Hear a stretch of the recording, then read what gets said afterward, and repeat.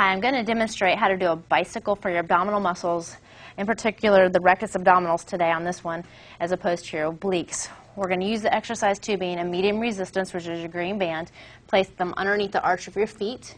You're going to come down, lift your upper body up off the floor, shoulder blades should clear the mat.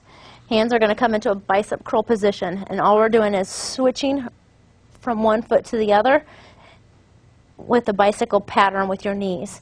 If you want to add more resistance, stretch the arms overhead, bicycle from one foot to the other. We're in the arches of your feet.